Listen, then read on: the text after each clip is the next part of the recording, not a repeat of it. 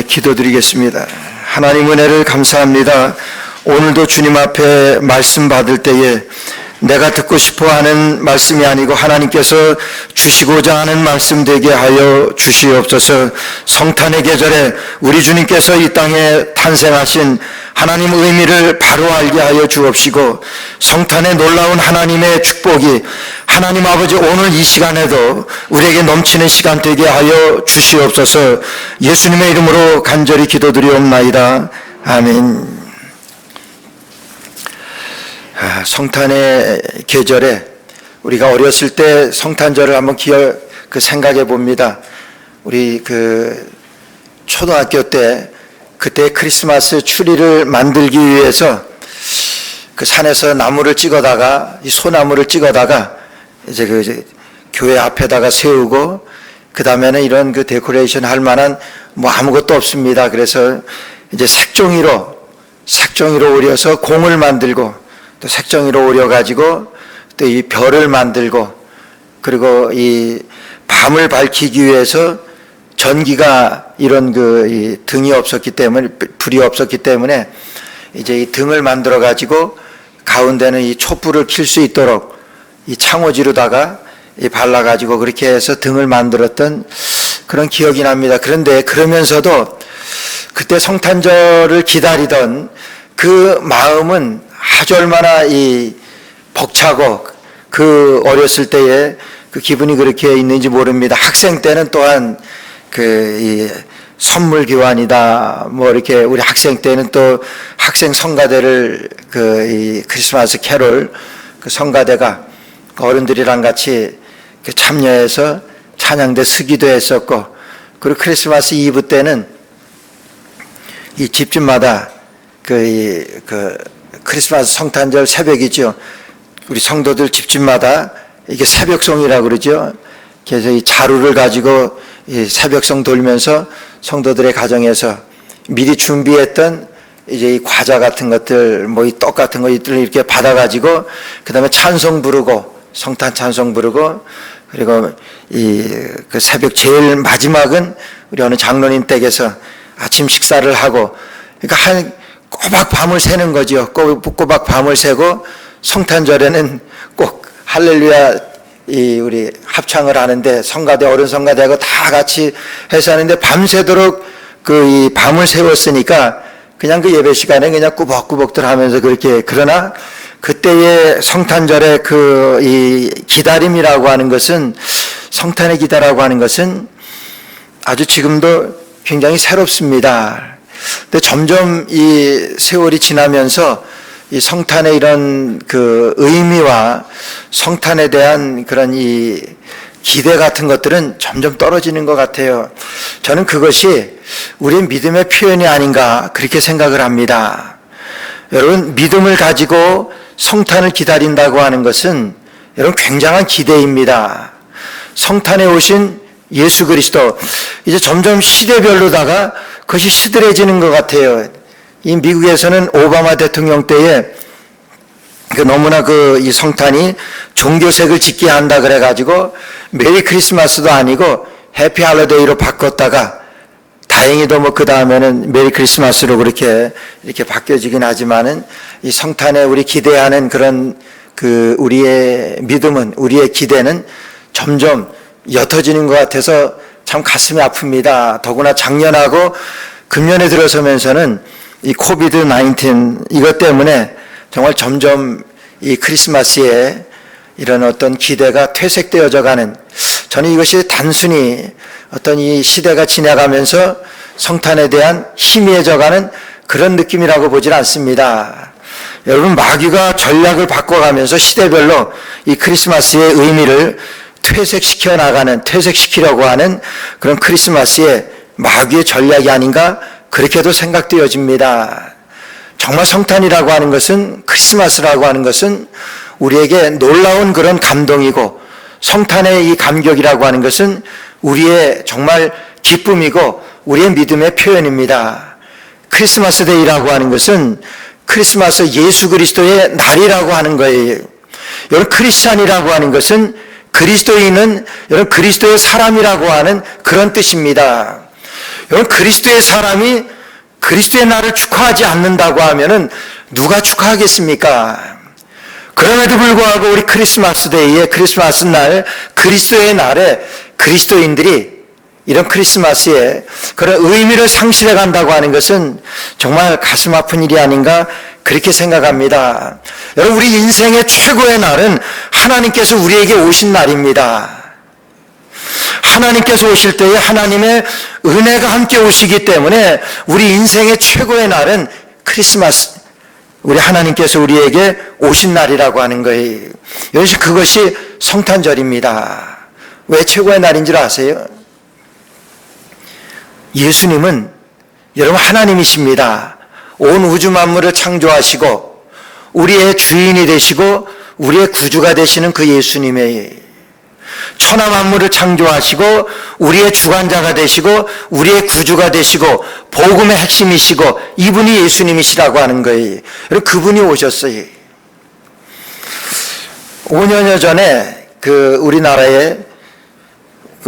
이제 미국에 살지만 저는 우리나라 그러면 한국입니다. 아직은 문재인 대통령이 들어서고 제일 먼저 한 것이 뭐냐면 문재인 대통령이 미국에 와야 됐습니다. 그래서 미국에 왔을 때 그때 뉴욕에 먼저 들렸는데 워싱턴에 가기 전에 뉴욕에 들렸을 때 우리 만찬을 했습니다. 그래서 대통령이 온다고 그래서 각계에 그때 마침 우리 교계에서는 제가 교회협의 회장이라 가지고 제가 초대를 받아가지고 초청을 받아서 이제 그 만찬에 맨하탄에 있는 힐튼 호텔에 가게 됐었는데 만찬에 참여하게 되었었는데 아주 얼마나 순서가 복잡하고 까다로웠는지 몰라요. 몇 달 전서부터 한 두 달 됐나요? 대통령 되고 이렇게 해서 한 2달 정도 된 것 같아요. 2달 전서부터 그냥 초청장에 위에서 신원조회를 하고 이메일로다가 계속해서 물어오는데 아주 귀찮고 짜증이 날 정도로 그렇더라고요. 근데 한번 가보고 싶어서 그래도 대통령이 초청하는 건데 그래서 가보고 싶어서 거기에 다 이렇게 리스폰스를 해서 이제 만찬에 참여하게 되었는데 힐튼 호텔에 경비랑이 얼마나 삼엄한지 몰라요. 그렇게 해서 참석해서 이렇게 순서 이렇게 진행하고 그래서 대통령 연설도 하고 그런 거 다 이렇게 듣고 아주 식사도 잘 차렸더라고요. 그래서 식사 대접도 잘 받고 그렇게 하긴 했는데 가만 생각하니까 이런 대통령이 초청했어요. 그러니까 그 누구보다도 그냥 시큐리티나 모든 것들이 제일 철저하게 준비되어진 그곳이에요. 근데 그 대통령을 제가 만나러 갔어요. 만나러 가기 위하여 준비된 것들을 생각하니까 대단해요. 근데 그걸 생각하면서 여러분, 성탄이라고 하는 것은 하나님이 우리에게 오신 날이에요. 내가 하나님을 찾아가는 것도 아니고 하나님께서 우리 가운데 오신 날이에요. 예수님이 이 땅에 탄생하신 그날이 성탄입니다.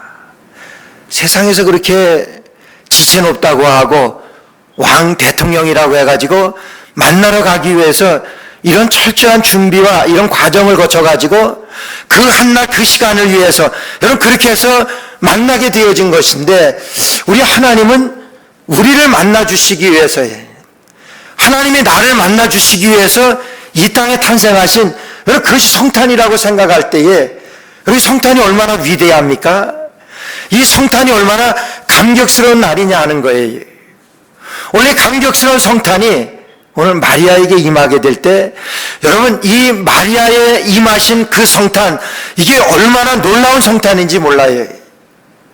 여러분 한 시골 마을 나사렛에서 이 마리아라고 하는 이 한 시골 촌뜨기 여인 이 마리아에게 예수님께서 탄생하셨습니다.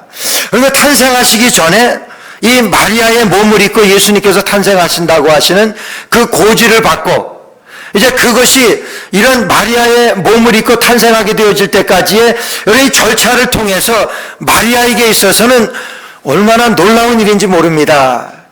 얼마나 대단한 일인지 몰라요. 얼마나 정말 은혜인지 모릅니다. 그런데요, 오늘 보세요. 26절 말씀 보니까 여섯째 달에 천사 가브리엘이 하나님의 보내심을 받들어 갈릴리 나사렛이란 동네에 가서 다윗에 사서 요셉이라 하는 사람과 청혼한 처녀에게 정혼한 처녀에게 이르니 그 처녀의 이름은 마리아라. 그에게 들어가 가로되 은혜를 받은 자예요. 여러분, 천사가 갑자기 나타나가지고 마리아라고 하는 이 여인에게 들어가서 마리아에게 찾아오셔가지고 이제 마리아에게 뭐라고 말씀하시냐 하면은 은혜를 받은 자여, 은혜를 받은 자여, 네가 평안할지어다, 이렇게 말씀하시기. 은혜를 받은 자라고 하는 그 말씀을 이 마리아에게 증거하는 거예요. 하나님의 천사가 지금 마리아에게 이제 하나님의 이 비전을 지금 마리아에게 지금 소개하는 그런 말씀이에요. 깜짝 놀랐지요. 여러분, 하나님께서 마리아를 점지하셔서 마리아에게 예수 그리스도를 탄생하게 하시기 위하여 미리 지정하시고 예정하신 데는 여러분 뜻이 있습니다. 마리아가 그럴 만한 믿음이 있었던 여자예요. 지금 마리아는 시골에서 티네이저 그런 나이로 요셉이라고 하는 사람하고 정혼을 했습니다. 그러니까 결혼을 정해줬다고 하는 거예요. 그런 가운데 하나님의 천사가 마리아에게 은혜를 받은 자요, 그리고 나타났습니다. 마리아는요 깜짝 놀랐어요. 마리아는 믿음이 있었던 여인입니다. 마리아는 깜짝 놀랐어요. 왜 놀랐냐 하면은 여러분, 하나님의 천사가 하나님의 말씀이 지금 내게 임했습니다. 이게 얼마나 대단한 일이에요. 세상에 대통령이 찾아온다고 하더라도 이런 엄청난, 찾아오지 않고 그 대통령에게 찾아가기 위해서도 그런 엄청난 그런 절차를 거쳐가지고 대통령에게 가는데 지금 마리아에게 하나님이 임했습니다. 하나님의 천사가 임했어요. 하나님의 말씀이 임하면서 내가 은혜를 받은 여자다, 이렇게 말씀해요. 깜짝 놀랐습니다. 이런 일이 어찌 나에게 있을 수 있습니까? 지금 깜짝을 놀래요. 아니, 하나님의 천사가 나에게 올 수 있습니까? 이건 대단히 겸손한 모습이에요. 여러분, 오늘날 하나님의 천사가 내게 임합니다. 여러분, 하나님의 말씀이 내게 임합니다. 여러분, 그럼 어떻게 했습니까? 어떻게 하겠습니까? 내가 그럴 만하니까 나에게 임할 거야. 그런 말씀이 나에게 임하였던 것은 내가 그럴 만한 자격이 있지, 그러니까 나에게 임하였을 거야. 여러분, 이런 모습들 아닙니까? 여러분, 이단이 뭐예요? 이단이라고 하는 것은 내가 하나님의 음성을 들었다, 이단이라고 하는 것은 내가 하나님을 보았다, 이거예요. 하나님이 나에게 말씀하셨습니다. 그래서 내가 이렇게 하나님 앞에 이런 은혜를 입었습니다. 이걸 나타내는 거예요. 그렇게 해서 하나님이 나에게 임한 것을 자랑을 합니다. 여러분, 자랑 이전에 지금 마리아의 모습은 굉장히 겸손한 거예요. 하나님, 이게 어찌 나에게 이런 일이 있을 수 있습니까? 자, 마리아가 보세요.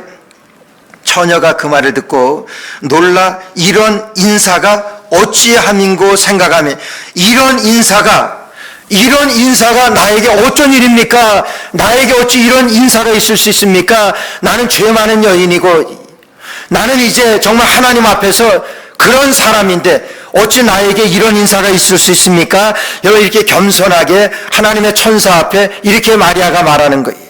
여러분, 야고보서 4장 6절 말씀 보니까 더욱 큰 은혜를 주시나니 그러므로 일러스되 하나님이 교만한 자를 물리치시고 겸손한 자에게 은혜를 주신다 했느니라. 여러분, 지금 마리아는 얼마나 겸손한 여인인지 몰라요. 그러니까 하나님이 임하시니까 이것이 나에게 어찌 있을 수 있습니까? 나는 이것을 감당할 만한 그런 여인이 못 됩니다. 나는 하나님의 음성을 들을 만큼 그런 믿음이 있는 사람이 아닙니다. 내가 이것을 감당할 수가 없습니다. 이렇게 하나님의 천사 앞에 그렇게 반응을 하는 거예요. 그러면서 아마 무릎을 꿇었겠지요.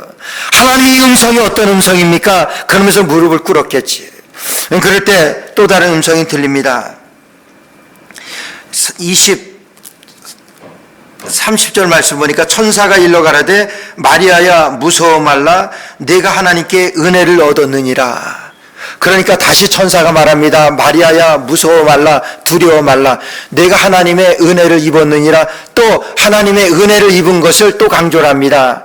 처음에 나타났을 때도 은혜를 받은 자여 평안할지어다, 은혜를 받은 자여 평안할지어다, 이렇게 나타나시고 또 마리아에게 또 말씀하십니다. 내가 은혜를 얻었느니라, 내가 은혜를 받았느니라.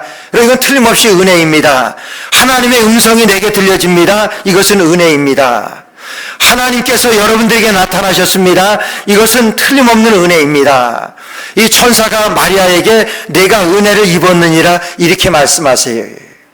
여러분, 은혜를 입은 다음에 뭐라고 또 말씀하시냐면은 보라 내가 수태하여 아들을 낳으리니 그 이름을 예수라 하라. 여러분, 은혜라고 말씀하신 다음에 또 뭐라고 말씀하시냐면 내가 수태하여 아들을 낳으리니 그 이름을 예수라 하라 그래요. 여러분, 마리아에게는 이것이 은혜입니까? 마리아에게는 지금 청천벽력과도 같은 음성입니다. 내가 수태하여 아들을 낳을 것이다. 근데 하나님은 이걸 은혜라고 말씀하십니다. 마리아에게는요, 내가 사내를 알지 못하는데 어찌하여 내가 수태를 할 수 있겠습니까? 이건 마리아의 솔직한 심정입니다. 지금 정혼만 하여놨지, 이제 앞으로 결혼하게 될 테인데 나는 사내를 알지 못한다고 하는 것은 사내하고 어떤 관계도 없었습니다. 그런데 나에게 무슨 아들이 있을 거라고 말씀하십니까? 이름을 예수라 하라고요? 이게 무슨 말씀입니까? 이게 내게 무슨 은혜입니까? 근데 하나님께서는 마리아에게 내가 은혜를 받았느니라 두 번씩이나 강조하시면서 내가 은혜를 입었느니라 말씀하시는 거예요. 여러분, 이게 무슨 은혜입니까? 여러분, 기가 막힐 겁니다. 마리아 그렇지 않겠습니까? 이제 정혼을 해놓고 결혼을 앞두고 이제 어떻게 내가 결혼하게 되면은 어떻게 살아야 될까? 그런 꿈과 그런 희망으로 정말 꿈이 가득한 그런 티네이저, 그런 소녀가 이런 청천벽력과 같은 음성을 듣는데 하나님의 음성입니다. 내가 은혜를 받았느니라. 여러분, 이게 은혜입니까? 하나님이 은혜라 그러니까 여러분, 이건 틀림없는 은혜입니다. 그러나 마리아에게 있어서 이게 은혜겠냐 하는 거예요. 하나님께서 은혜라고 말씀하시지만은 지금은 우리가 볼 때 마리아는요, 세상에서 가장 큰 은혜를 입은 여인 중에 한 사람입니다. 우리가 볼 때, 제가 볼 때, 여러분들이 볼 때 마리아를 통해서 예수 그리스도가 탄생하셨습니다. 그러면은 마리아만큼 이런 세상에서 은혜를 받은 사람이 없어요. 마리아는 은혜를 받은 것이 틀림없습니다. 당장 그 시간에 이제 하나님의 천사가 나타나서 내가 은혜를 입었느니라. 여러분, 이게 은혜겠냐 하는 거예요. 내가 축복을 받았느니라. 이것이 축복이겠느냐 하는 거예요. 여러분, 마리아는 어떻게 취합니까? 어떻게 받아들입니까? 오늘 31절 말씀 보니까 31절에 보라 내가 수태의 아들을 낳으니 그 이름을 예수라 하라.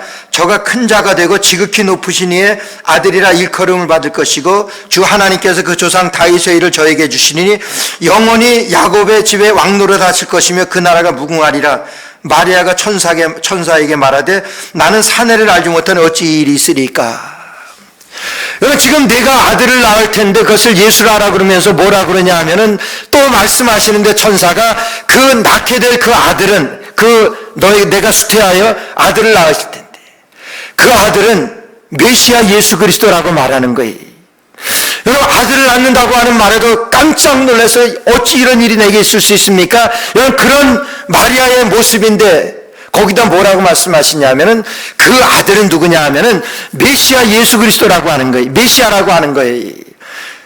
정말 깜짝 놀랄 일입니다. 메시아라고 하는 이스라엘에서 유대인들에게는 메시아 대망 사상이 있었습니다. 그래서 구약 성경 전체가 메시아 예수 그리스도에게 집중되어 있는 말씀이에요. 예수 그리스도에 관한 말씀입니다. 예수님의 탄생에 대한 말씀이에요. 마리아 압니다. 예수 그리스도가 예수 그리스도가 이 땅에 오신다고 하신 하나님의 약속을 믿었습니다. 마리아는 그것도 압니다. 근데 자기에게서 태어날 그 아기가 메시아 예수 그리스도라고 하는 거예요. 깜짝 놀랍니다. 그리고 그것이 은혜라고 하는 거예요. 여러분, 하나님 말씀하시는 것이니까 은혜임에는 틀림없습니다. 여러분, 그 은혜가 지금 마리아에게 임했습니다. 마리아가 이 일이 어찌 내게 있을 수 있겠습니까? 여러분, 그러면서 마리아는 이런 겸손한 여인이라고 그랬어요. 하나님의 말씀이 들릴 때 이 일이 어찌 내게 있겠습니까? 그랬는데 그 하나님의 음성으로 은혜를 내가 받았다고 그러는데 그 은혜가 뭐냐 하면은 아들을 낳을 것이라 그러는 거예요. 그 아들 중에서도 그 아들은 메시아 예수 그리스도라고 하는 거예요. 아마 그 자리에 주저앉았을 거예요. 그러면서 뭐라고 그러냐면은 마리아는 믿음이 있었습니다. 뭐라고 말하냐면은 34절 말씀에 마리아가 천사에 말해 나는 사내를 알지 못하니 어찌 이 일이 있으리까? 어찌 이 일이 있으리까? 이렇게 천사에게 반문하는 거예요. 물어보는 거예요. 근데 여기에서 우리가 알아야 될 것은 어찌 그랬어요? 어떻게 해요? 왜 이 일이 내게 있습니까? 이게 아닙니다. 어떻게 이 일이 내게 있어지게 되어집니까? 이런 방법을 여쭙는 거예요. 마리아는 천사가 말씀하는 것을 그대로 받아들였습니다. 그대로 받아들였고 그대로 믿었습니다. 여러분, 그러면서 이 일이 어떻게 내게 이루어지지요? 이렇게 어떻게 되어질 것을 물어보는 거예요. 여러분, 이 믿음입니다. 마리아는 이해가 가지 않을 거예요. 그러나 순종합니다. 여러분, 이해해서 순종하는 것이 아니라 순종하고 나서 이해를 하는 거예요. 어떻게 이 일이 내게 있습니까? 그럼 어떻게 이 일이 이루어지죠? 이루어진다고 하면 어떻게 이루어집니까? 순종합니다. 순종을 하고 나서 여러분, 이게 믿음입니다. 우리는 그래요. 내가 이해가 가야 믿지요, 그래요. 내가 이해가 가야 믿지요? 아니요. 우리가 믿으면은 이해가 됩니다. 이게 믿음이에요.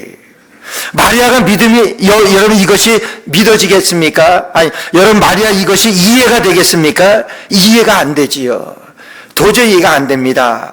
하나님의 은혜가 있다 그러는데, 은혜를 받은 자여 너에게 평강이 있을지어다 내가 은혜를 입었느니라 말씀하시는데, 뭐가 은혜입니까? 마리아에게 있어서 은혜라고 하는 것은, 마리아가 생각할 때, 우리가 생각할 때, 지금 그 상황에서 마리아에게 은혜라고 하는 것은, 지금 내가 결혼하게 될 텐데 앞으로 결혼하기 위하여 이런 집을 장만해 주십니다. 여러분, 이거는 은혜입니다. 이거는 축복입니다. 내가 결혼하게 되면은 내가 결혼하게 될 그 남편에게 이런 좋은 잡이 있을 것이다. 이런 잡을 내가 마련해 줄 것이다. 여러분, 그러면 그건 은혜입니다. 그건 축복입니다. 근데 지금 마리아에게 있는 이 상황은, 이 형편에서 이거는 도저히 받아들일 수 없는, 이해가 가지 아니하는 그런 은혜라고 하는 거예요. 여러분, 하나님의 은혜가 우리에게 임하게 될 때, 예수 그리스도가 우리에게 임하게 되실 때, 여러분, 우리는 이해하지 못할 경우가 너무나 많습니다. 지금 마리아와 같이, 마리아에게는요, 이 은혜를 받아들인다고 하면은 지금 그 상황에서, 그 당시의 유대인들 사회에서 여러분, 율법에 보게 되면은, 여러분, 정혼하고 결혼하기 전에 여러분, 이런 일이 있게 되면은, 이런 부정한 것이 나타나게 되면은 돌에 맞아 죽을 수 있는 그런 법이 있는 거예요. 나 혼자 그러면은 이 마리아가 그런 돌에 맞아 죽을 그런 상황이 지금 놓이게 되어지는 것입니다. 아니, 그런 마리아가 그렇게 되어진다고 하더라도 마리아만 그런 상황에 놓여지는 것이 아닙니다. 그 가정은, 그 집안은 그런 자녀 집안이라고 그렇게 여겨지기 때문에 그 동네에서 쫓겨납니다. 살 수 없는 거예요. 그런 엄한 벌이 있었던 그 시대입니다. 근데 지금 마리아에게, 지금 아들이 너에게 있을 것이다. 여러분, 그 말씀이 하나님의 은혜라고 그러는데, 그 은혜를 받아들이게 되면은 지금 마리아에게는 이런 위기가 닥쳐오게 되고 이런 위험이 따르게 되는 것이 여러분, 지금 상황이에요. 마리아가 모르는 것 아닙니다. 근데 은혜라고 말씀하시니까 그대로 받아들여요. 이 일이 어떻게 내게 이루어지지요? 어떻게 이 일이 진행되어지는 것입니까? 여러분, 이렇게 묻는 거예요. 여러분, 이게 믿음이에요. 이해가 안 갑니다. 납득이 되지를 않아요. 그러나 믿습니다. 왜 믿습니까? 하나님의 말씀이니까 믿는 거예요. 하나님의 말씀이기 때문에 받아들이는 거예요. 그 하나님의 말씀이기 때문에 어쩌면 이것이 내 생명이 위태로울 수도 있고, 아니, 우리 가정 전체가 이 타운에서 쫓겨날 수밖에 없는 그런 상황에 이르게 되는 것, 그건 기정사실로 되어지는 거예요. 그럼에도 불구하고 하나님의 은혜이고 하나님의 말씀이니까 이런 받아들여요. 이것이 그리스도인, 이게 우리의 믿음이라고 하는 거예요. 여러분, 믿음이라고 하는 것은, 우리에게 주신 하나님의 비전이라고 하는 것은 우리가 전혀 이해하지 못할 일들이 너무나 많아요. 아니, 어쩌면은 하나님의 말씀을 받고 그리스도께서 내 안에 역사하실 때 거의가 여러분, 이해하지 못할 그런 하나님의 은혜입니다. 하나님의 말씀이니까 은혜지요. 그런데요, 여러분, 내 꿈, 하나님이 준 내 꿈은요, 여러분이 지금 마리아에게 주셨던 하나님의 꿈, 마리아가 품었던 그 꿈 어떤 꿈이었겠습니까? 그냥 결혼해서 소박하게, 좀 알콩달콩하게, 정말 변돈을 내서라도 조그만 목공소를 차려가지고 이제 재미있게 가정을 꾸려나가려고 하는 그런 아주 소박한 그런 꿈들, 그것이 마리아의 꿈이었을 거예요. 그래서 하나님의 꿈이 그에게 임하였습니다. 그 하나님의 꿈이 그에게 임하였을 때, 그럼 마리아의 꿈은 어떤 것입니까? 아주 겸손하고 소박한 꿈, 그런 것 아니에요? 우리가 생각하고 우리가 여기고 우리가 기도하는 것들, 여러분들 기도하는 그 꿈이 어떤 꿈입니까? 여러분들의 비전이 어떤 거냐 하는 거예요. 아주 겸손해. 내가 이 땅에 살아가면서 정말 내 가정이 이런 것들이 내게 필요한데, 내가 아픕니다. 이 병 하나님 고쳐주시오. 아주 소박하고 그런 꿈 아니에요? 근데요, 잘 생각해 보세요. 내가 품고 있는 그런 꿈들, 내가 기대하고 있는 그런 비전들 생각하면요, 여러분 이것은 얼마나 이기적인 생각인지 몰라요. 그렇잖아요. 전부가 뭡니까? 내게 집중되어 있는 거예요. 지금 마리아가 꿈꾸고 있는 그 꿈, 자기 그러한 꿈 뭐예요? 내 미래, 내 생각에 대하여 내 꿈입니다. 이것이 얼마나 이기적이에요. 우리 모두가 그런 모습 아닙니까? 하나님의 꿈은, 하나님의 비전은 이건 나를 위해서 주는 것이 아니에요. 나만을 위한 것이 아닙니다. 하나님의 비전은요, 여러분, 나를 통하여 다른 사람들에게 영향을 미치게 하는, 나를 통해서 하나님의 은혜는 나를 통해서 다른 사람들에게 흘러가게 하는, 그 하나님의 비전은 나를 통하여 축복의 통로가 되어지게 하는 것이지, 여러분, 하나님의 비전은 나를 통하여 축복의 통로가 되는 것이지 축복의 종착역이 되어지는 것이 아니라고 하는 거예요. 우리는 하나님의 은혜를 받았다 그러면은, 하나님으로부터 축복을 받았다고 하면은 내가 하나님께서 내게 주신 은혜의 종착역으로 생각을 합니다. 나만 되면 되는 것. 거의 모든 생각이 그거 아닙니까? 여러분, 요셉이 애굽의 총리 대신이 되어서 총리가 되어가지고 거기에서 끝났다고 하면은 그것은 하나님께로부터 받은 이런 그 비전에 그냥 그 축복의 종착역밖에 되질 않아요. 그가 정말 그렇게 위대하게 되었습니다. 그렇게 해서 잘 먹고 잘 살았습니다. 여러분, 그것으로 끝났다고 하면은 그냥 축복의 종착역이에요. 그러나 요셉이 어떻게 했습니까?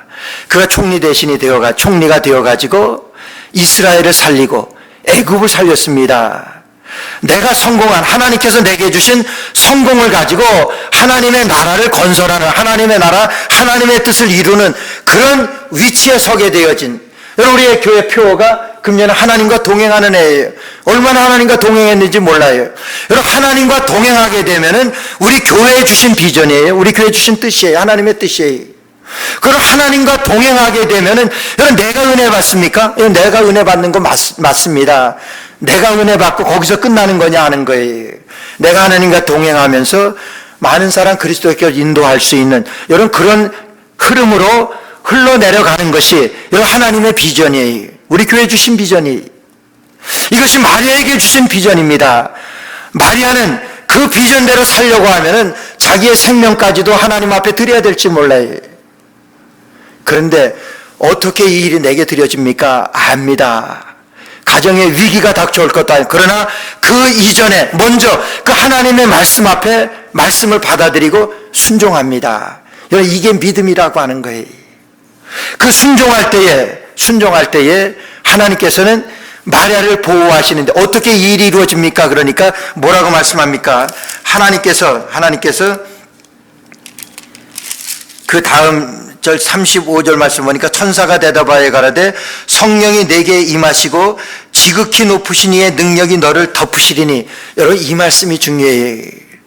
지극히 높으신 성령이 너를 덮으실 것이다. 이게 덮으신다고 하는 이 말씀은 구약시대에 그 성막이 있었잖아요. 하나님의 임재를 알게 하는 그 성막, 하나님께서 임재하셨던 그 성막, 그걸 하나님께서 그 성막을 덮으셨다고 하는 그 말뜻에서 오늘 이 말씀을 천사가 하는 거예요. 천사가, 성령이 내게 임하시고 지극히 높으신 이의 능력이 너를 덮으시리니.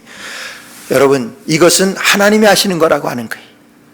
마리아가 자기의 그런 생명의 위협에도 불구하고 말씀을 받아들입니다. 순종합니다. 성령께서 그런 능력을 주신다고 하는 거예요. 여러분 성경을 읽어보세요. 예수님 탄생하시고 얼마나 죽을 고비가 많았어요. 그때마다 하나님께서 보호하시고 도우시는데 성령께서 덮으시겠다고 하죠. 왜 그래요? 메시아 예수 그리스도이시기 때문에. 마리아는 받아들였습니다. 마리아는 순종했습니다. 여러분 이것이 하나님 앞에 받은 비전인 거예요. 마리아가 받은 은혜입니다. 마리아가 받은 축복이에요. 하나님의 은혜가 은혜로 여겨지지 않을 때가 있습니다. 아니 거의 그래요. 제가 생각할 때는 하나님께서 우리에게 주신 정확한 말씀, 하나님께서 우리에게 주신 은혜라고 하면은, 정말 하나님께서 주신 은혜라고 하면은, 여러분 정말 그것이 은혜로 여겨지지 않을 때가 훨씬 더 많습니다. 왜 그래요? 우리는 하나님의 은혜를 내가 생각하는 내 수준의 그러한 비전으로다가 끌어내리고 있기 때문에, 그럼 내 수준의 비전은 뭡니까? 내 지금 상황에서 내 눈앞에 펼쳐지는 그 모습 그대로예요. 여러분 사도행전에 보게 되면은 베드로와 요한이 이제 성전에 기도하러 올라갈 때 성전 미문에 앉아있는 안진뱅이를 보잖아요. 안진뱅이 뭐라고 말씀합니까? 음과 금 나옵지만은 내게 있는 것으로 내게 주는데 나사렛 예수 그리스도의 이름으로 일어나 걸으라고 이렇게 말씀하잖아요. 여러분 그 거지들은요 나사렛 예수 아닙니다. 그 거지들은요 은과 금입니다. 베드로 요한 알았습니다. 너 구하는 것 은과 금이지 그거예요. 맞습니다. 여러분 그런데 그 안진뱅이가 저와 여러분들인 거 아세요? 저희들인 것 아세요? 지금 구하는 거 뭡니까? 은과 금이에요. 우리가 물질주의, 물질 만능 시대에 지금 살아가고 있으면서 여러분 예수입니까? 물질입니까? 그러면은 말로는 예수라고 그렇게 말할 수 있을지 모르겠어요. 그러나 거의가 물질이지. 은과 금입니다. 우리 교회가 세상 앞에 정말 교회가 세상 앞에 줘야 될 것은 하나님이 주시고 싶어 하시는 것을 세상에 줘야 한다고 하는 게 세상이 원하는 것은 뭡니까? 아니 여러분들이 원하는 것은 뭐예요? 우리 자녀가 잘 되고 우리 가정이 잘 되고 내가 병에 걸리지 아니하고 정말 장수하고 뭐 그러는 것 아닙니까? 사업이 잘 되고 이러는 것 아니에요? 이것이 이루어질 때 이것이 축복이라고 생각하고 그것이 은혜라고 생각을 하는 것 아닙니까? 그리고 세상에 그러나 교회가 세상에 줘야 하는 것은 아니 교회가 여러분들에게 드려야 되는 것은 여러분들이 가지고 싶어야 하는 것을 드리는 것이 아니라 하나님이 주시고 싶어 하시는 것을 여러분들에게 드려야 되는 것. 그게 은혜이고 하나님의 비전이라고 하는 거예요. 마리아는요 그걸 받은 거예요. 은혜가 너에게 있을지어다. 은혜를 받은 자여 마리아는 은혜를 받았습니다. 여러분 세상 앞에 우리가 줘야 되는 것 내가 원하는 것 아니라 하나님이 주시고 싶어 하시는 것 하나님이 원하시는 것을 세상에 줘야 되고 여러분 하나님의 말씀을 받아야 됩니다. 여러분들이 듣고 싶어하는 말씀을 듣는 것이 아니라 하나님께서 주시고 싶어 하시는 하나님의 말씀을 들어야 돼요. 그것이 뭡니까? 그게 복음이에요. 우리가 하나님의 말씀을 들을 때에 하나님의 은혜로 받아들여지는 것이 아니라 이런 그것이 정말 하나님의 뜻으로 여겨지지 않을 때가 너무나 많다고 하는 거예요. 성탄에 예수님이 우리에게 오셨습니다. 우리 성탄의 의미는요 주님이 우리에게 오시는 거예요. 주님이 오시면 어떻게 됩니까? 여러분 그거보다 더 가슴 벅차고 정말 우리에게 인생 최고의 날이 성탄절 아닙니까? 예수님이 우리에게 오시는데 왜 그래요? 예수님만 오시는 것이 아니라 예수님께서는 하늘의 복을 가지고 오시는 것이기 때문에. 근데 예수님께서 당장 오시게 되면 어떻게 됩니까? 내게 있는 아름답지 못한 것, 내게 있는 옳지 못한 것, 그거 밀어내게 되는 것 아니에요. 여러분 예수님을 우리가 모시려고 하면은 예수님이 내 안에 오신다고 하면은 우리는 세상의 것 다 몰아내야 되는 거예요. 세상의 것을 몰아내야 되는 거예요. 어떤 아름다운 것인지 모르지만 어쩌면은 그것이 세상의 위기일지도 모르지만 내 생명에 결부되어지는 위기일지도 모르지만은 여러분 마리아가 그랬잖아요. 마리아가 예수 그리스도의 그 비전을 받을 때에 그 축복을 받을 때에 그 은혜를 받을 때에 그의 생명에 관계없이 그는 받아들였어요. 여러분 이것이 은혜를 받은 자여 내가 은혜를 받았느니라 여러분 이렇게 축복을 합니다. 하나님의 말씀대로 마리아가 어떻게 순종을 합니까? 38절 말씀 보니까 마리아가 가로되 주의 계집종이오니 말씀대로 내게 이루어지이다. 말씀대로 내게 이루어지기를 내가 소원합니다. 여러분 그 말이 말씀대로 이루어지면 어떻게 돼요? 은혜입니다. 은혜로 예수 그리스도께서 탄생하시는 거예요. 그러나 말씀대로 이루어질 때에 그에게 닥칠 위기나 그에게 닥칠 위험이라고 하는 것은 상상도 못합니다. 그러나 하나님이 덮으시리라. 여러분 그 말씀 믿고 그 이전에 하나님 앞에 믿음으로 반응하며 그 은혜를 받아들입니다. 예수 그리스도를 모시게 됩니다. 성탄에는 우리가 예수님을 모시는 거예요. 예수님을 모시게 될 때 우리에게는요 그것이 은혜로 여겨지지 아니할 때가 너무나 많습니다. 우리에게 이해할 수 없는 그런 은혜입니다. 우리가 상상할 수 없는 그런 은혜, 마리아가 받은 은혜라고 하면은, 근데 오늘날도 우리에게는 은혜가 그런 모습으로 우리에게 임하신다고 하는 거예요. 성탄에는 그 예수님이 우리에게 임하시는 것이 성탄입니다. 16세기 여러분 스위스가 굉장히 부패하고 정말 사람 살 곳이 못 된다고 그렇게 모든 유럽 사람들이 치부하고 그렇게 제껴놨던 스위스입니다. 여러분 스위스 오늘날 어떻습니까? 세계에서 GDP가 가장 높은 나라 중에 하나예요. 아주 스위스 가보신 분은 알겠지만 너무나 아름답고 깨끗한 그런 나라예요. 근데 16세기 그때는 정말 이런 마약과 이런 알코올 중독자와 이런 창녀와 그런 일들로 그 주위에서 모든 유럽 사람들이 그때도 스위스로 다 몰려들어서 스위스는 사람 살 곳이 못 된다 그랬다고 그래요. 근데 16세기에 여러분 16세기에 그 스위스 제네바에 예수님이 찾아왔습니다. 스위스의 16세기 요한 칼빈이라고 하는 아마 많이 들었을 거예요. 종교개혁자입니다. 16세기에 그 스위스에 종교개혁이 일어나게 되었던 거예요. 스위스 제네바에 그 요한 칼빈 선생이 목사입니다. 요한 칼빈이 종교개혁자예요. 그가 스위스 제네바에 들어오면서부터 종교개혁이 시작되어지는데 여러분 그런 복음과 함께 예수 그리스도께서 그 스위스를 찾은 거예요. 그 스위스 역사를 보게 되면은 복음이 그들에게 증거되어지고 개혁이 일어나게 되어질 때 여러분 남자들은 술을 끊게 되고 저마다 가정으로 돌아왔다 그래요. 2집 3집 살림하던 그런 남자들이 그 각 주위 이웃 나라에서부터 찾아왔던 그런 거짓 그런 이 깡패 그런 것들이 다 주께로 돌아오게 되고 그러니까 스위스가 여러분 그래서 그때까지는 거지 마약의 소굴이었던 그런 제네바 스위스가 바뀌어지기 시작하는데요.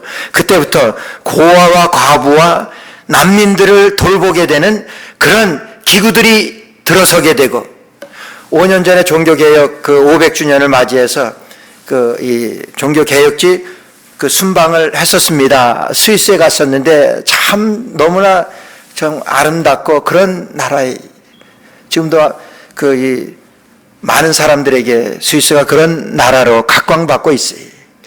제가 이 제네바일 거예요. 제가 지금 여러 곳을 들려서 어느 곳에 들렸던 건지 잘 기억이 안 나는데 제네바는 갔었으니까요. 거기에 이상한 상호가 있어요. 콘스탄틴이라고 하는 상호가 있더라고요. 큰 이 건물에 이 간판이 콘스탄틴이라고 되어 있어요. 그래서 저기 무슨 콘스탄틴 그러면 저는 이 로마가 기독교 국교를 받아들였던 313년에 콘스탄티누스 대제 로마 황제죠. 콘스탄티누스 대제가 생각나서 저게 무슨 콘스탄티누스 대제하고 무슨 관계가 있나 그렇게 갸우뚱하면서 옆에 있는 목사님한테 물어봤어요. 저 콘스탄틴이 저게 뭡니까? 그러니까 그 목사님 그래요. 제가 그러면서 이거 콘스탄틴 무슨 황제하고 무슨 관계가 있어요? 제가 물어보니까 참 목사님 무식하긴 그러는 거예요. 저는 그때까지도 콘스탄틴이 뭔지 몰랐어요. 콘스탄틴이 시계 브랜드가 콘스탄틴이에요. 여러분 집에서 유튜브 한번 찾아보세요. 콘스탄틴 한번 쳐보세요. 저는 깜짝 놀랐어요. 이 콘스탄틴 그 시계 하나가 몇백만 불이 가는 시계가 있어요. 몇십만 불은 뭐 그냥 허다하고. 그게 저는 시계 하면 그냥 롤렉스만 있는 줄 알았는데 콘스탄틴이 시계의 최고래. 저희 너무 그 좋은 정보를 가르쳐 드린 것 같은데. 그런 그때부터 이제 그 16세기 그때부터 예수 그리스도께서 그 임하시게 되고, 여러분 개혁이 뭡니까? 예수 그리스도화 되는 것 아니. 예수 그리스도를 맞이하고 여러분 스위스는 완전히 바뀌어야 되니 은혜를 입은 거예요. 여러분 성탄은 은혜입니다. 예수님께서 방문하시면 바뀝니다.